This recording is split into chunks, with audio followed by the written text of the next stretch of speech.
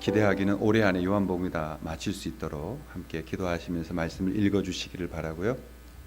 오늘 첫 번째 시간은 당신이 믿는 예수님은 누구십니까? 라는 제목으로 말씀을 나누겠습니다. 여러분 혹시 이런 사진 보셨습니까? 그 사진 한번 띄워주실래요?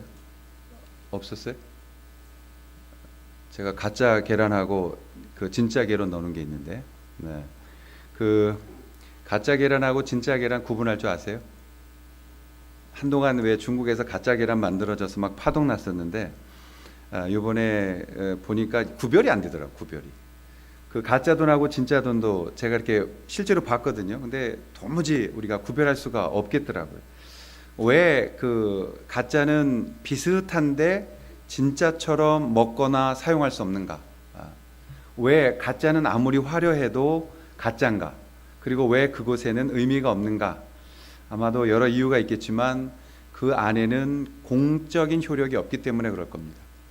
우리가 아무리 가짜 돈 많이 가지고 있어도 그건 가짜이기 때문에 그렇습니다. 문제는 신앙생활도 그렇다는 것입니다. 신앙생활도 가짜 신앙생활이 있습니다. 내가 속이려고 해서 가짜가 되는 게 아니라 잘못 믿으면 가짜가 되어져 가는 것입니다. 왜냐하면 예수님이 이 땅에 오셔서 가장 종교적인 사람들을 책망하셨습니다.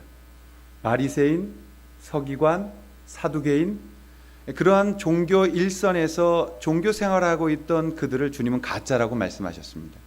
그리고 아주 신랄하게 비판하셨습니다. 그 당시 최고의 모욕을 통해서 비판하셨습니다. 또 초대교회를 바라보면 이단자들이 있습니다. 이 이단들이 굉장히 판을 치게 된 이유가 가짜 사상을 가졌기 때문에 그랬습니다. 그렇다면 우리가 오늘 돌아봐야 되는 것은 요한복음을 통해서 우리가 가짜 신앙은 무엇이며 진짜 신앙은 무엇인지를 좀 우리가 고민하고 진지하게 다가가야 한다는 것입니다. 물론 우리가 진짜 신앙입니다 라고 말하자고 하는 것은 아닙니다. 우리도 얼마든지 틀릴 수 있습니다. 그러나 최대한 정말 주님을 바로 알아가려는 노력하에서 우리는 진정한 마음으로 성경을 통해서 참 예수 그리스도의 마음을 알고 그분을 닮아가는 진짜의 생명 있는 신앙생활을 해야 될 필요가 있다라는 것입니다. 초대교회로부터 지금까지 수많은 가짜들이 있었습니다. 요한 당시에 가장 힘들게 교회를 어렵게 했던 영지주의, 노스티시즘, 한국에서는 그노시스주의라고 말하는데 그들의 영지주의 사상, 또 예수님 당시에도 가짜 구세주가 있었습니다. 진짜 메시아가 와 있는 그 시대에도 가짜 구세주가 있었고 가짜 메시아가 있었다라는 것입니다. 얼마나 많은 가짜들이 있었습니까? 예수님에 대해서 7번의 아까 우리 최 목사님 말해주신 니코네칼 콩코니 그 7번의 종교회의가 열려야 했던 이유가 무엇입니까? 예수 그리스도는 누구신가? 예수 그리스도는 인간이셨는가? 예수님은 하나님이셨는가? 아니면 예수님은 어떤 분이셨는가에 대한 그분에 대해서 알아가는 그 과정을 필요로 했기 때문에 7번의 긴 몇백 년간의 회의가 있었던 겁니다. 그리고 그 회의를 통해서 우리는 예수 그리스도를 건강하게 알아가는 정의를 내려왔던 것입니다. 그 결과 이단들로 구분되어진 사람들도 있었던 것이죠. 초대교회는 그럼 우리가 예수님에 대해서 어떻게 이해했느냐? 예수님이 부활하시고 나서 그 초대교회, early church 시대, 에이지 시대에는 예수님을 예배하지 않았습니다. 그러니까 이 말을 오해하시면 안 됩니다. 초대교회인들이 예수님을 하나님으로 알지 못했다라는 것도 아니요. 예수님에 대해서 의심했다는 것이 아니라 예수 그리스도가 하나님이심을 제자들과 바울과 사도들과 성도들은 믿었습니다. 그럼에도 불구하고 여호와의 유일실 사상으로 예배하고 있던 유대인들에게 있어서는 갑자기 예수님께 기도하거나 예수님을 찬양하거나 예수님을 예배하게 되어질 때에 그들은 자신이라는 것에 위협을 받았기 때문에 지혜롭게 예수 그리스도에 접근해서 주님이 하나님이심을 그들은 서서히 우회적으로 증거했던 것을 볼 수 있습니다. 제임스 던이라는 분이 쓰신 책 중에 첫 그리스도인들은 예수를 예배했는가라는 책에 제일 잘 정리해 놓은 것 같습니다.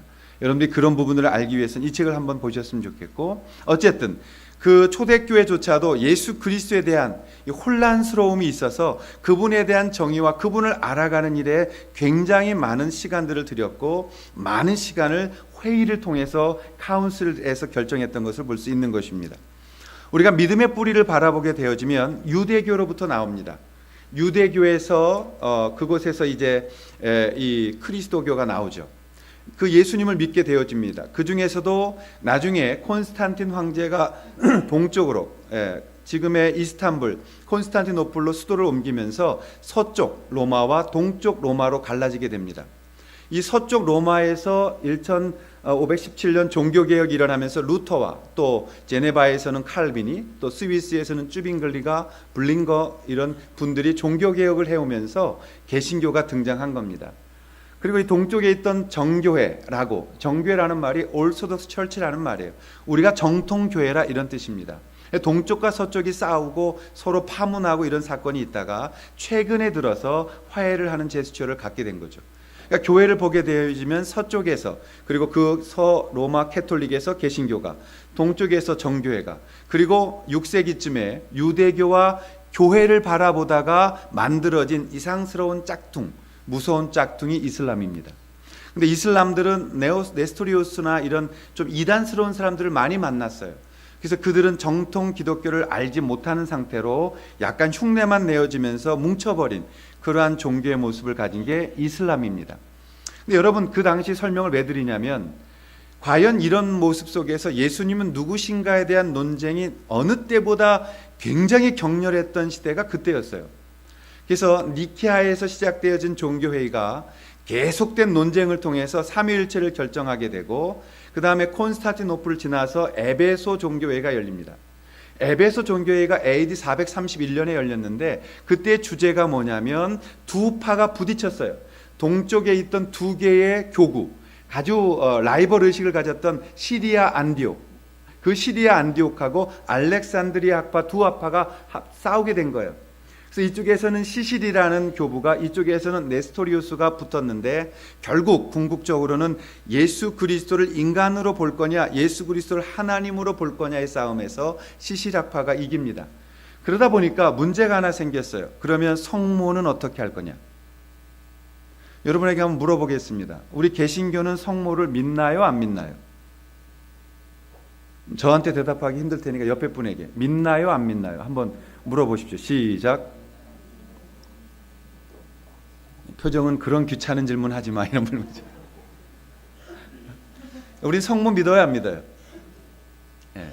제가 볼 때 이게 좀 극단인 것 같아요. 이것도 로마 캐톨릭과 정교회 쪽에서는 너무 성모를 구주로 보는, 그들이 그려놓은 그림 보면 마리아 이만해요. 그리고 그 안에 아기 예수라서 예수는 아무것도 혼자 할 수 없을 것 같은, 그래서 어머니가 도와줘야 될 것 같은 이미지를 자꾸 우리에게 줍니다. 예. 너무 마리아 숭배를 강하게 만들어 갔던 것이고, 우리 개신교는 또 마리아 그러면 또 너무 중것 없이 미워해. 마리아 얘기만 나오면 그냥 막 이렇게 막 이단이다 막 이래. 그래서 사실 여러분, 우리가 에베소 종교회의 때 결정을 받아들이지 않으면 우리도 이단이거든요. 에베소 종교회의 때 어떻게 받아들였냐면은 시실학파의 그걸 인정해서 성모를, 성부를 낳은 어머니로 인정하는 것입니다. 그때부터 성모 숭배 사상이 컸는데 제가 그 딜레마에 빠졌어요. 에베소 종교회의를 어떻게 처리할 거냐?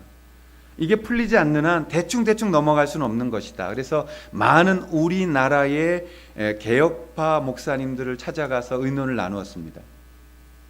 정확한 답을 얻지 못했어요. 시원스럽지가 않았어요. 그런데 뜻밖에도 책 속에서 그 답을 찾았는데, 초대교회는 마리아를 예배자로 숭배한 것이 아니라 존경했다라고 표현되어 있어요. 그러니까 저는 그것이 우리 개신교에도 있어야 된다고 믿어요. 우리가 너무 마리아를 우리는 함부로 대하는 게 있어요. 여러분, 예수님 잠깐 만났던 그 제자들조차도 그렇게 위대하게 우리가 인정하는 것이라면 그 예수님을 잉태하시고 젖을 먹이시고 자라게 하신 성모 마리아를 우리는 성모로서 인정하면서 성자를 너무 지나치게 강조해서 숭배하거나 거기에 기도하거나 그분을 경배 대상으로 삼는 것은 우상 숭배가 되어지지만, 그러나 예수 그리스도를 키우신 그분에게 있어서의 존경과 하나님께서 그분을 쓰셨던 것에 대해서는 우리가 좀 다른 마음을 가져야 되는 것이에요. 성지순례를 가봐도 기독교인들은 너무 성지순례를 함부로 대요. 또 카톨릭 분들은 너무 거기다 대고 막 비벼대면서 그냥 막 뭐 이렇게 뭐가 일어날 것처럼 생각하는 이런 것들이 있는데, 우리 주와 이 부분을 우리가 좀 정리할 필요가 있습니다. 그렇다면 우리는 그 당시에 예수님은 누구였느냐라는 것입니다. 예수님을 그들은 누구로 믿고 있었고 예수님에 대한 어떤 마음을 가지고 있었느냐라는 것입니다. 여러분, 이슬람도 복음서를 믿습니다. 마태복음, 마가복음, 누가복음은 그들이 인정해요. 그러나 유독 요한복음에 대해서는 아주 싫어합니다. 왜요? 거기에 예수님이 정확하게 나타나기 때문에 그런 것입니다. 오늘 우리가 이 본문을 보면서 정말 예수 그리스도가 오늘날 우리에게 누구인지에 대한 질문을 각자에게 던지셔야 하고, 그 교회 공동체가 예수님을 어떻게 인정하고 있느냐를 우리가 결정해 나아가야 할 필요가 있다는 것입니다. 여러분 스스로에게 이 질문을 던지셔야 돼요. 예수는 나에게 누구이신가? 예수 그리스도, 그 메시아 되시는 그분은 과연 나에게 어떤 분이신가? 이 부분에 대한 질문에 대해 우리는 정확한 답을 얻고 시작해야 된다라는 것입니다. 요한복음은 하나님의 제2위격에 계셨던, 두 번째 위격이셨던 그 성자 예수님이 우리의 죄를 대속하기 위해서 성육신하신 분이라고 말씀하고 있습니다. 그 분에 대해서 우리가 정확하게 알지 못하고는 정확한 믿음을 가질 수가 없는 것입니다. 여러분, 우리가 하나님 믿어요. 우리만 하나님 믿는 게 아니에요. 알라의 어원도 사실은 하나님입니다. 또 여러분, 모든 종교는 다 느님이든 어떤 분이든 믿습니다. 그래서 하나님 이야기할 때는 거부 반응이 없어요. 그런데 예수 그리스도의 복음을 전하면 거부하게 됩니다. 왜 그런가? 예수 그리스도가 우리의 하나님 되시기 때문이에요. 예수님 없이는 하나님을 만날 수가 없는 것입니다. 하나님 믿는다고 말하는 분들은 예수 그리스도를 통해서 하나님께로 나아가는 것이다 이 말이에요. 그러므로 우리가 예수 그리스도를 누구라고, 어떤 분이라고 믿느냐는 것은 굉장히 중요한 의미를 갖게 되어지는 것입니다. 요한복음은 하나님의 능력을 우리에게 보여주는데 기록 목적이 있는 게 아닙니다. 요한복음의 기록의 목적은 뭐냐면 요한복음 20장 31절에 정확하게 기록되어 있습니다. 어떻게 되어 있나요? 오직 이것을 기록함은 너희로 예수께서 하나님의 아들 그리스도이심을 믿게 하려 하며, 또 너희로 믿고 그 아들의 이름을 힘입어 생명을 얻게 하려 함이니라고 되어져 있습니다. 요한복음의 기록의 목적은 예수 그리스도가 누구이신가를 보여주고자 하는 거예요. 예수 그리스도가 어떤 분이신가를 우리에게 소개하는 것입니다. 예수 그리스도, 그분이 누구이신가를 스스로 설명하고 있는 성경이 바로 이 요한복음이에요. 그래서 요한복음에는 어떤 능력적인 사건보다 예수님이 누구이신가에 대한 초점이 기록되어져 있고, 그분이 하나님이셨습니다라는 것을 우리에게 설명하고 있는 것입니다. 오늘날 우리가 왜 요한복음을 진지하게 접근하게 되어졌냐? 그러면 이 이유는 오늘날 우리 교회들이 어떤 하나님의 능력, 하나님의 어떤 그런 권세, 하나님이 가지고 계신 좋은 것들은 다 좋아해. 근데 문제는 뭐냐면 그 분을 좋아하지 않아요. 예수님이 가지고 있는 것은 굉장히 좋아해요. 그런데 그분을 좋아하지 않아요. 이게 오늘날 우리 신앙의 굉장히 큰 문제인 것이에요. 그분의 권세를 받아다가 교회를 키우기를 원하고, 그분의 능력을 가져다가 병 고치기를 원하고, 기적을 일으키기를 원하고, 기도 속에서 놀라운 일을 보기를 원하고, 하나님의 놀라운 축복이라고 말하는 것들을 받기는 원하지만 정작 예수 그리스도를 좋아하지 않는다는 거예요. 그렇기 때문에 좁은 길을 걷지 않는 거예요. 그렇기 때문에 고난받기를 싫어하는 거예요.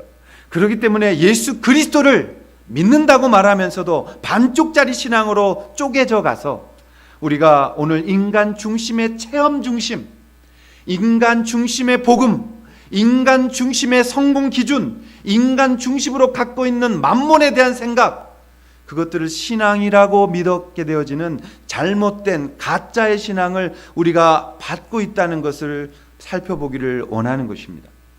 오늘날 한국 안에, 교회 안에 불고 있는 거짓된 부흥의 바람이 우리로 하여금 예수 그리스도에게서부터 떠나게 만드는 것이에요.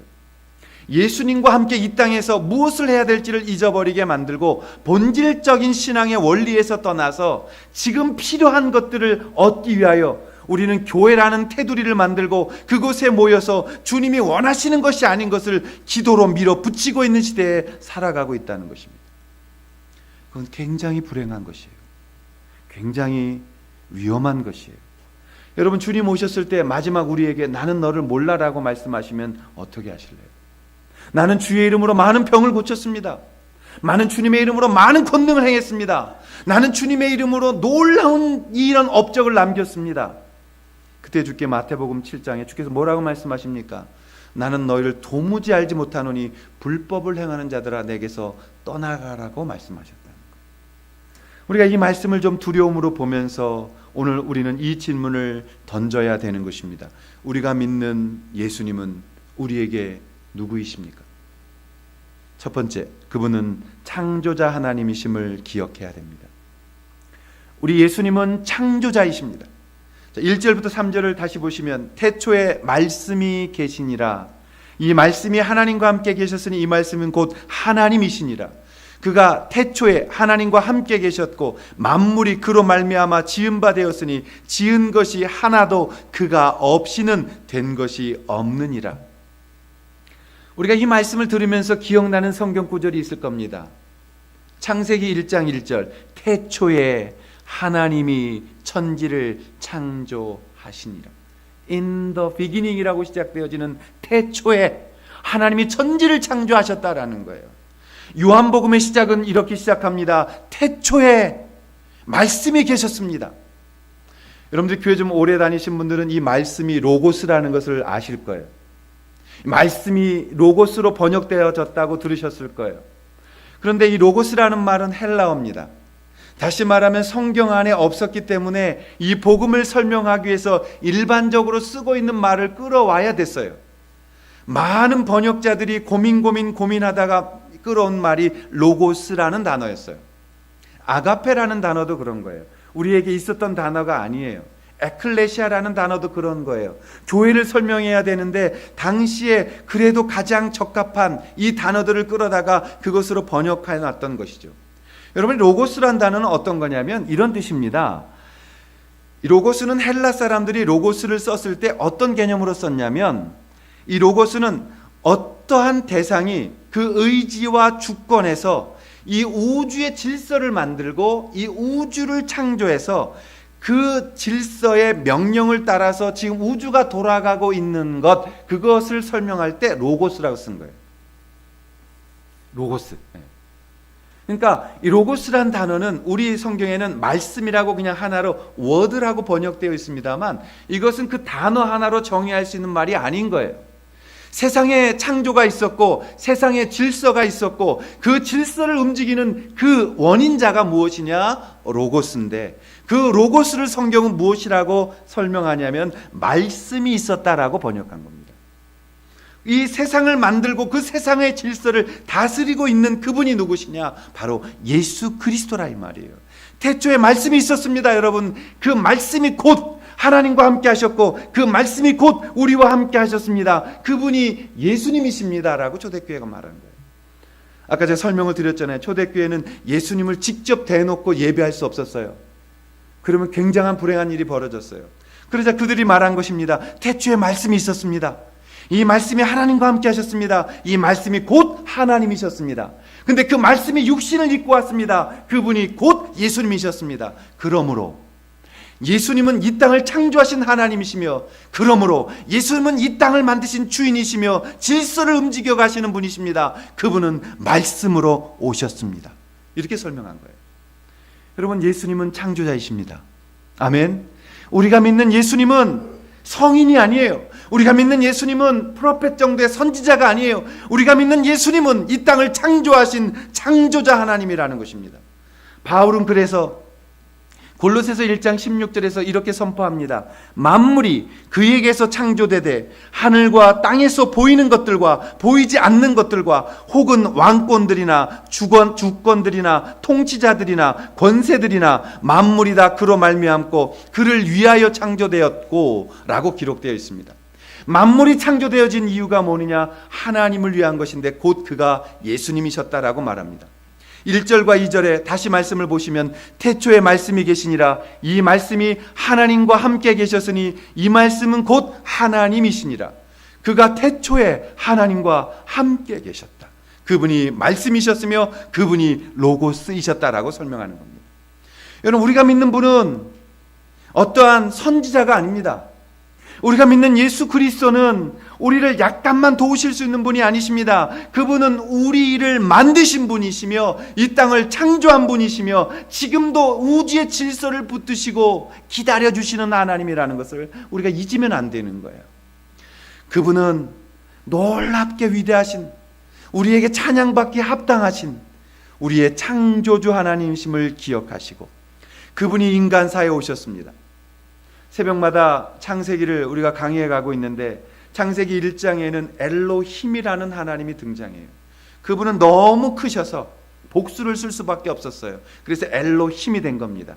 우리가 물 그러면 워터리라고 쓰지만 바다를 큰 물을 쓸 때는 S를 붙이는 거하고 똑같은 거예요. 그런데 그분이 2장에 오면 그분의 다른 이름이 등장합니다. 제호바, 여호와라는 이름이 등장해요. 그 여호와라는 뜻은 뭐냐면 그 창조주 하나님께서 지으신 세계에 개입해 오셨다라는 것입니다. 그분이 역사의 작업에 참여하셨다는 것입니다. 그분이 인간의 죄악사 가운데 찾아오셨다는 겁니다. 그리고 마침내 그분은 인간의 몸을 입고 오셔서 우리 가운데 함께 거하시는 하나님이 되셨다는 것입니다. 그분이 곧 예수 그리스도입니다. 그분이 우리의 창조주 되시고 우리의 하나님 되시는 분이십니다. 그분이 곧 지금도 우리를 위해 중보기도 하시는 예수 그리스도가 되신다라는 것입니다. 그러므로 여러분, 우리가 그 하나님 앞에 그 하나님을 섬기는 마음으로 예수 그리스도에 대한 바른 고백을 통해서 우리가 주님을 바로 알아가는 건강한 믿음의 길을 걸을 수 있기를 주님의 이름으로 축복합니다. 두 번째 우리 질문을 던져야 합니다. 우리가 믿는 예수님은 누구십니까? 두 번째, 그는 유일한 생명 되시는 분이십니다. 그분은 유일한 참 생명을 가지신 분이십니다. 그래서 요한복음에 많이 등장하는 단어가 참이에요. 참빛, 참 생명, 참문, 참빵, 참 게이트. 참이라는 단어가 굉장히 많이 등장을 해요. 여러분, 그 안에 생명이 있었으니 이 생명은 사람들의 빛이라라고 4절에 말씀하고 있어요. 그 안에 생명이 있었다. 예수 그리스도 안에만 생명이 있었다라는 것입니다. 우리는 죽은 사람이 죽은 자를 낳습니다. 우리가 아이를 낳아도 이 아이는 죽을 것입니다. 참 생명이 아니기 때문에 그런 것입니다. 그렇다면 우리에게 참 생명은 어디로부터 올 수 있었는가? 창세기 3장을 보면 선악과를 따먹습니다. 인류가 생명나무를 선택하지 않고 선과 악을 알게 되어지는 선악과를 먹습니다. 그때부터 인류에게는 불행이 시작되어진 것이고 죄를 알게 되어진 것입니다. 선과 악의 기준은 하나님이 행하라고 하면 그게 선입니다. 하나님이 하지 말라고 하면 그게 악입니다. 우리에게 있어서 선과 악의 기준이 분명했는데 사람들이 하나님이 말하시면 선이었던 것을 어기고 본인이 선이 되어지려고 했습니다. 그것이 죄입니다. 그러다 보니까 하나님이 악을 만든 것이 아니라 빛을 만들고 빛이 없는 것을 어둠이라고 칭했는데 그 어두운 밤을 인간 스스로 죄악으로 만들어버리기 시작했던 겁니다. 그래서 그 속에 하나님의 제사 제도를 아담과 하와에게 가르친 것이고 그 속 창세기를 바라보면 계속해서 우리에게 복음을 주시는 게 있습니다. 씨라는 것입니다. 씨, 씨드. 갈라디아에서 가면 다시 이 단어가 등장하고 계속해서 성경 끝까지 등장하는 단어가 있습니다. 씨앗, 생명. 하나님께서 우리에게 생명을 주실 거라는 겁니다. 그리고 우리에게 복음을 주실 거라는 겁니다. 그 씨앗을 통해서 우리를 구원하실 거라는 겁니다. 그가 예수 그리스도로 오신 것입니다. 그분이 우리에게 생명의 씨로 온 것입니다. 그분을 믿게 되어질 때 그 씨앗이 우리의 가슴에 떨어지는 것입니다.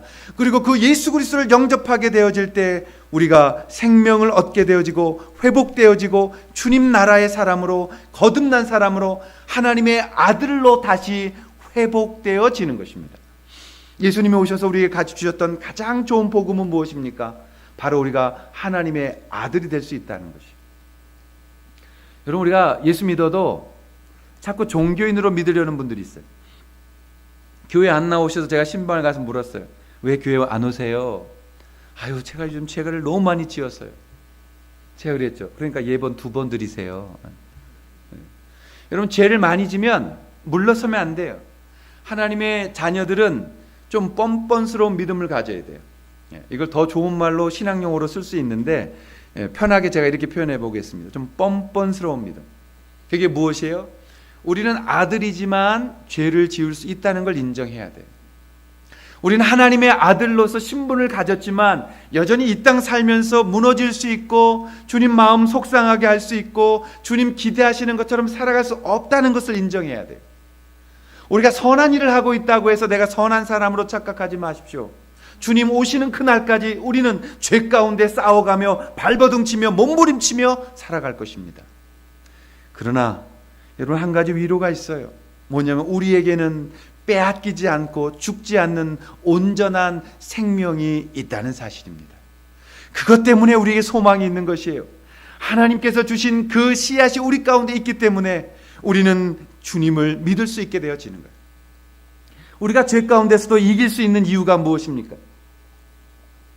우리가 연약하면서도 계속해서 주님의 이름을 부를 수 있고 넘어졌다가도 다시 일어날 수 있고 실패했다가도 다시 주께로 돌아갈 수 있는 이유가 무엇입니까? 우리 안에 예수 그리스도의 생명이 있기 때문인 겁니다.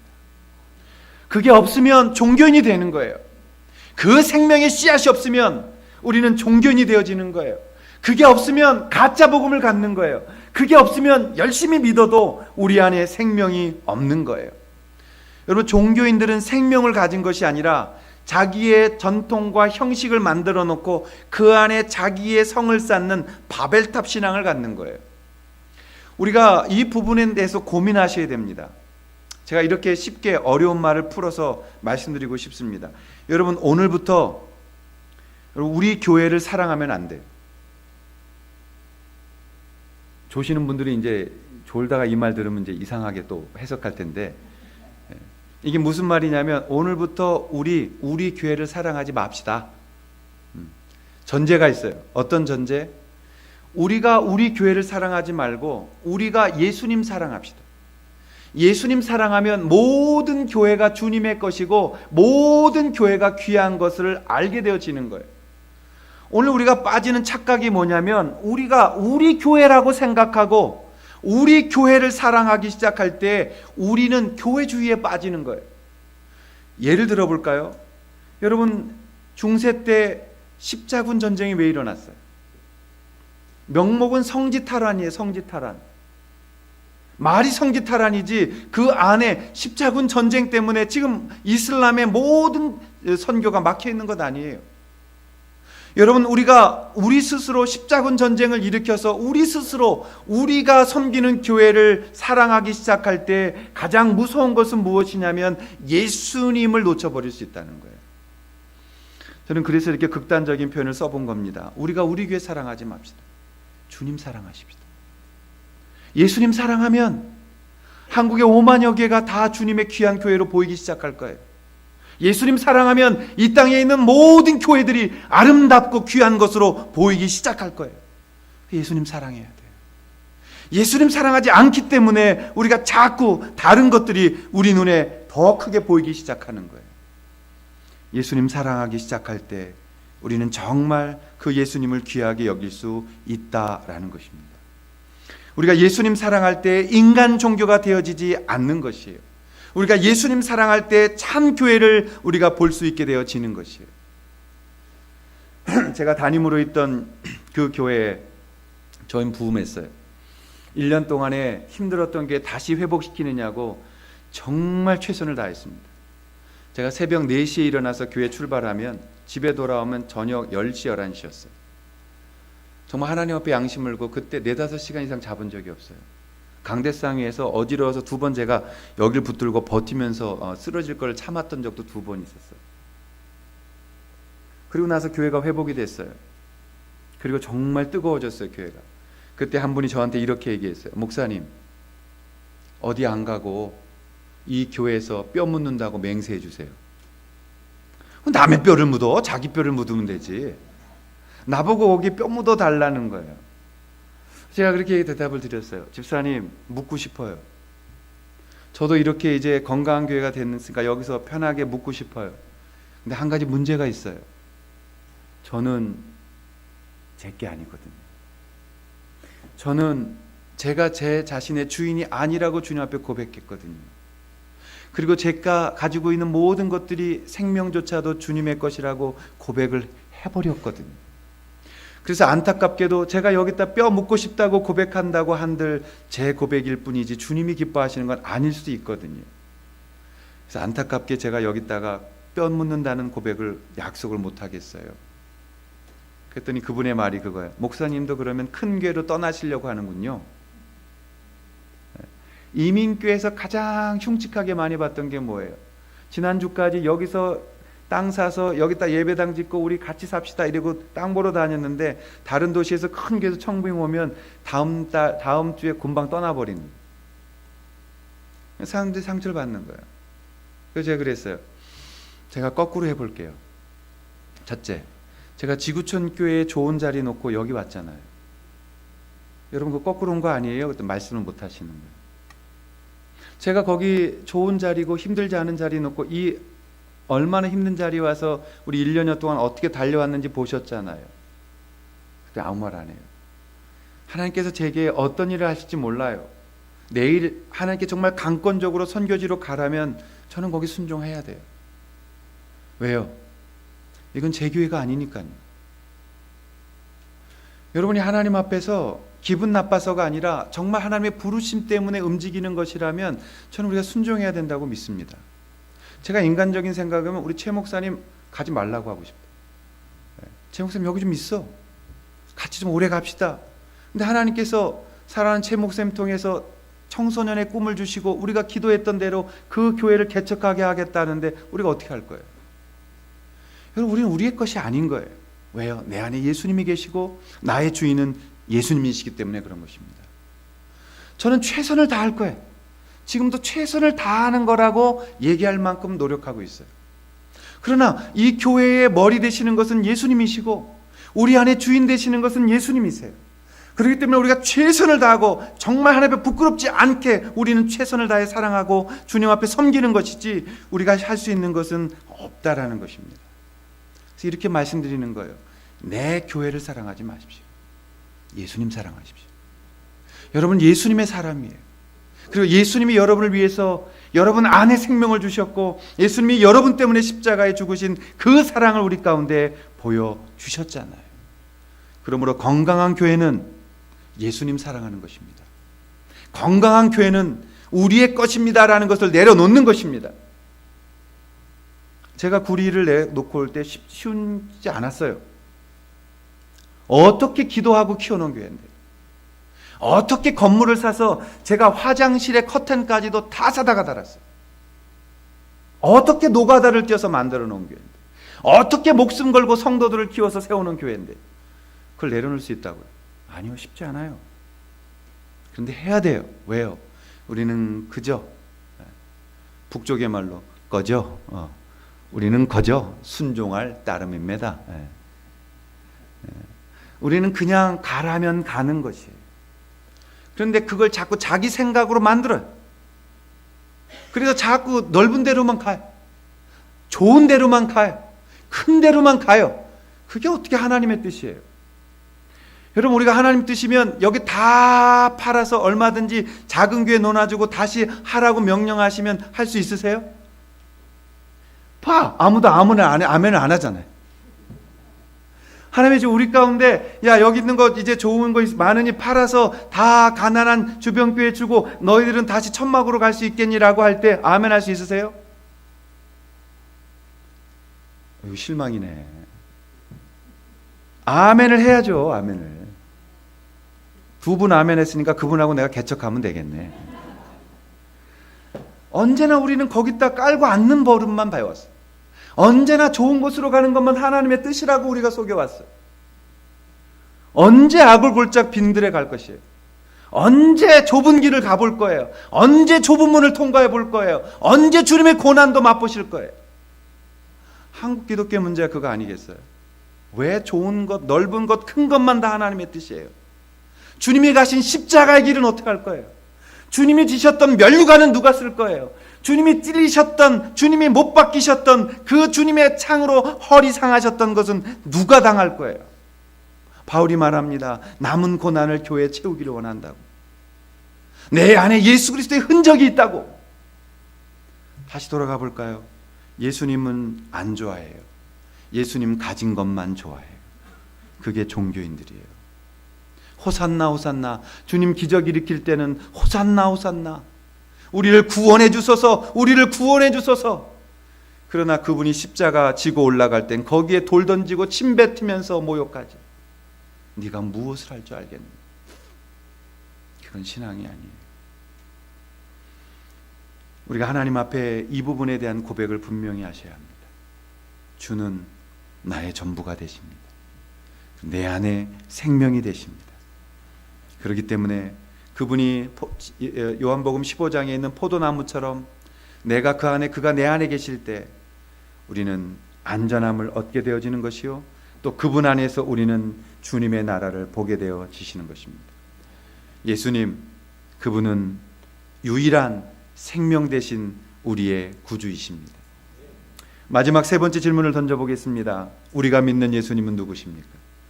한 걸음 더 나아가서 그는 우리를 찾아오신 구세주이시라는 것입니다. 자, 5절의 말씀을 다시 한번 보시면 빛이 어둠에 비치되 어둠이 깨닫지 못하더라. 이 깨달음이라는 이 단어에 대한 좀 새로운 번역이 등장해야 된다고 저는 개인적으로 기도하고 있는데요. 어쨌든 빛이 어둠에 비치니까 어둠이 알지를 못했어요. 여러분, 창세기를 보면 하나님은 말씀으로 모든 세상을 창조하십니다. 그래서 이곳의 말씀이란 단순한 말이 아니라 하나님의 모든 섭리를 이야기하는 것입니다. 하나님은 첫날부터 창조를 시작하시고 마지막 여섯째 날에 인간을 만드시고 그리고 그 모든 창조물을 우리 인간에게 주시면서 인간이 그걸 통해서 하나님을 어떻게 예배하며 하나님의 나라를 어떻게 만들어 가시는지에 대한 기대가 있으셨다는 것입니다.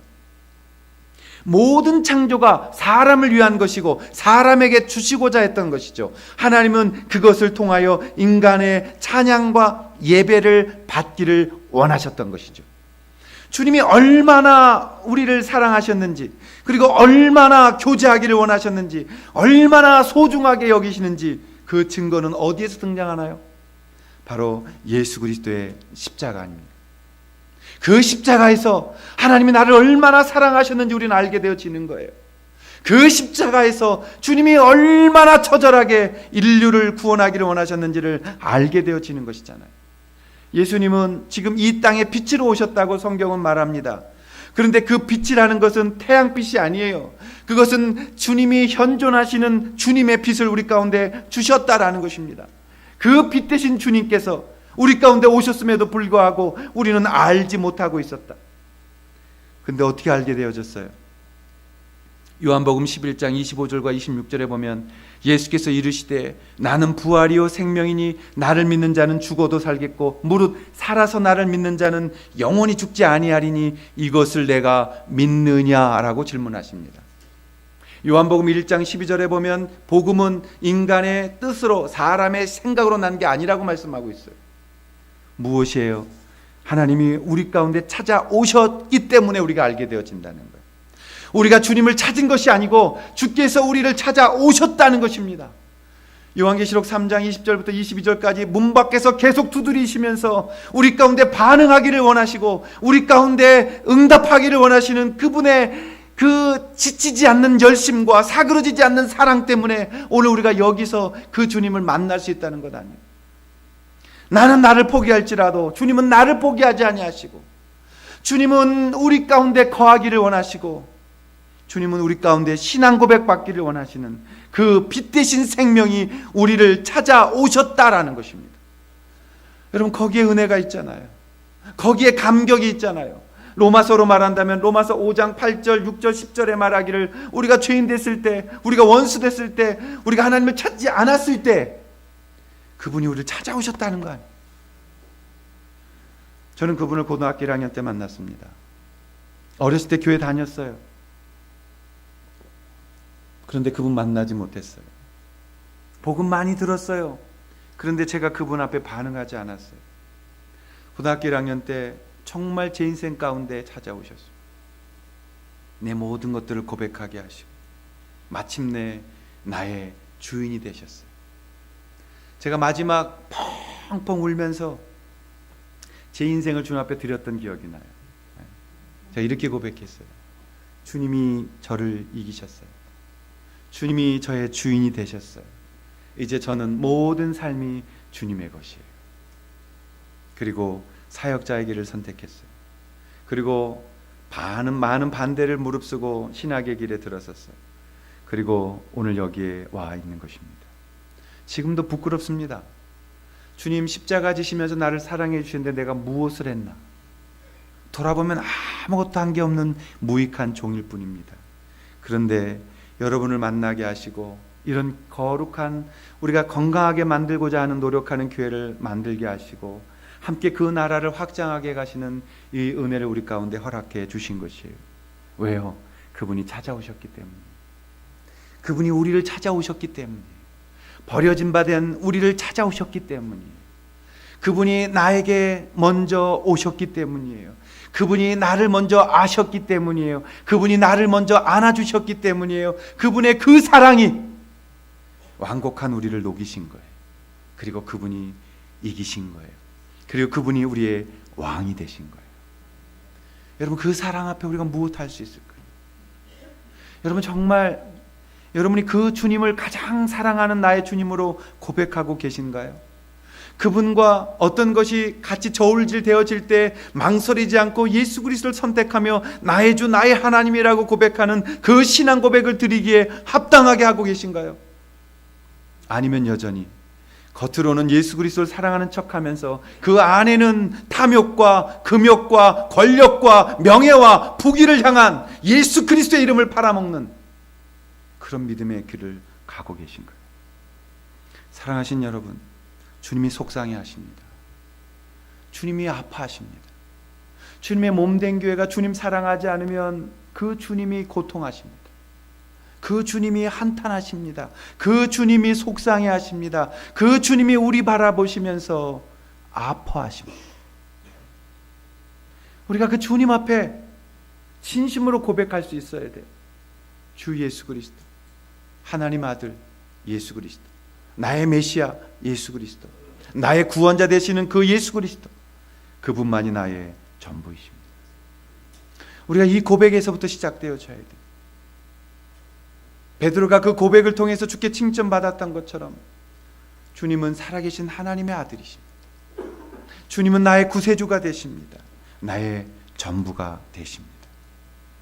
오늘 그 우리를 찾아오시는 그분을 영접하고 우리를 찾아오시는 그분을 마음속에 모셔드리고 그분과 동행하는 그 길을 우리는 신앙생활이라고 부르는 것입니다. 일주일에 한 번 예배당에 와서 눈도장 찍고 가는 것, 그것도 중요합니다.